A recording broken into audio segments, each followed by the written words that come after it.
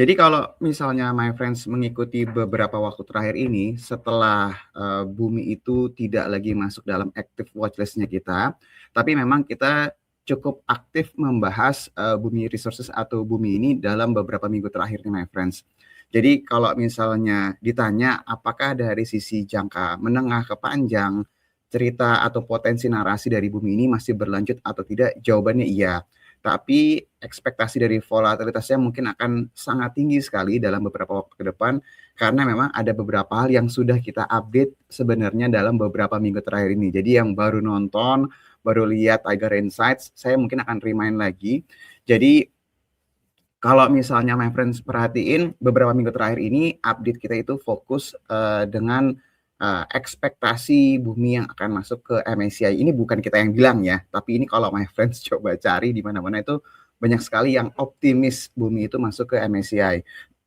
Beberapa minggu terakhir ini, kalau misalnya my friends mengikuti, kita bilang bahwa sebenarnya masuk ke MSCI ini bisa kalau sebagai investor atau sebagai trader yang menggunakan momentum ya, masuk ke MSCI ini harusnya dijadikan sebagai bonus ya, bukan dijadikan momentum utama. Kenapa? Karena kalau sampai nggak jadi, itu biasanya risikonya akan lebih besar. Nah, menjelang tanggal-tanggal penting tersebut, itu biasanya volatilitas saham-saham yang diekspektasikan masuk ke dalam indeks global seperti MSCI itu biasanya mengalami lonjakan dari sisi volatilitas. Jadi kalau misalnya my friend merasakan quote unquote gempa bumi beberapa waktu terakhir ini sebenarnya sangat-sangat wajar sekali. Nah, dalam beberapa waktu terakhir ini yang kita berikan update-nya itu adalah kita memberikan informasi my friends harus siap bahwa kalau seandainya ada perubahan-perubahan dalam sisi regulasi di MSCI, ini pasti akan mempengaruhi saham-saham yang akan masuk nanti di review bulan Februari dan akan efektif di bulan Maret. Ini kalau misalnya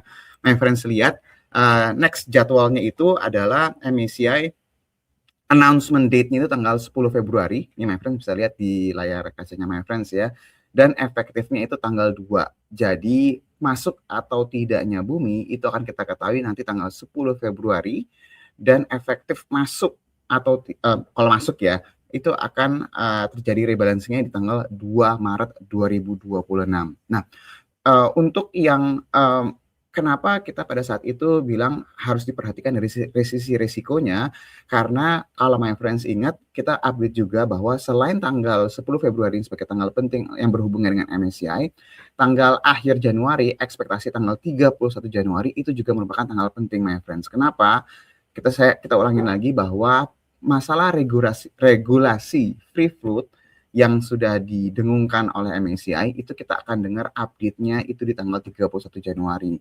Nah, apakah nanti diimplementasikan juga di bulan Februari atau tidak, itu yang masih menjadi banyak pertanyaan nih my friends. Ya mungkin kita bisa bilang, mungkin nggak dimasukkan, nanti baru benar-benar efektifnya Mei. Tapi balik lagi ya, ini kan MSCI ya. Berdasarkan pengalaman kita yang sebelum-sebelumnya, banyak banget surprise yang terjadi biasanya menjelang announcement date atau pas effective date ya. Jadi kalau misalnya my friends ingat dulu brand yang diekspektasikan pasti masuk, tiba-tiba berubah secara aturan, nggak bisa masuk. DSSA last minute berubah dari sisi jumlah persentasenya yang bisa masuk ke MSCI ya, jadi ada perubahan. Terus juga indeks global seperti FTSE juga pernah kejadian udah masuk si brand tapi last minute karena ada window untuk di-review lagi tiba-tiba dikeluarkan. Jadi sebenarnya baik lagi my friends, kalau benar-benar hanya memfokuskan ibaratnya menitik beratkan harapannya untuk MSCI aja, ini risikonya akan sangat besar sekali. Jadi volatilitas yang terjadi itu karena adanya ekspektasi mengenai masalah MSCI ini. Nah, kalau my friends perhatiin juga sebenarnya kan narasi-narasi yang sekarang ini sudah mulai banyak dibahas itu adalah mengenai kepemilikan Chengdong Corporation ya, di mana saat ini per 13 Januari kemarin kepemilikannya itu sudah di bawah 5%. Jadi kalau my friends nonton waktu kita bahas bumi di bulan September tahun lalu, saya lupa ya tanggal pastinya entah 19, 22 atau tanggal 23 September, dicek aja archive-nya.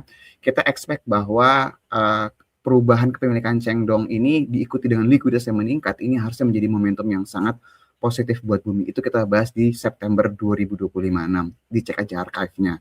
Nah, sekarang berita ini sudah mulai terrealisasi ya. Jadi semuanya sudah tahu dan menurut kami saat ini fokus pasarnya bukan hanya ke si Chengdong ini tapi ke MSCI. Jadi pertanyaannya adalah kalau my friends yang punya saham bumi harus ngapain, kalau misalnya niatnya memang untuk, long term, saya ngomong long term ini bukan seminggu, 2 minggu ya my friends ya, tapi, setahun atau lebih dari setahun gitu ya kita ngomongnya, ya harus expect bahwa volatilitasnya masih akan sangat meningkat dalam beberapa waktu ke depan.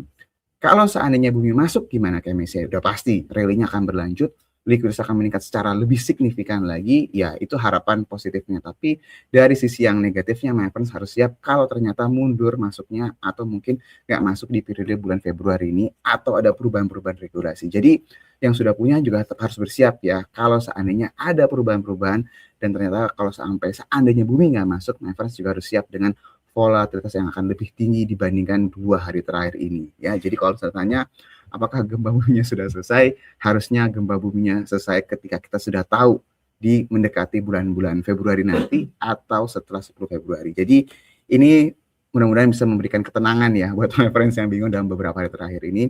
Karena apa? Karena memang kita cukup bawel ngingetin beberapa minggu terakhir ini karena kita melihat adanya resiko yang terjadi dalam 2 hari terakhir ini.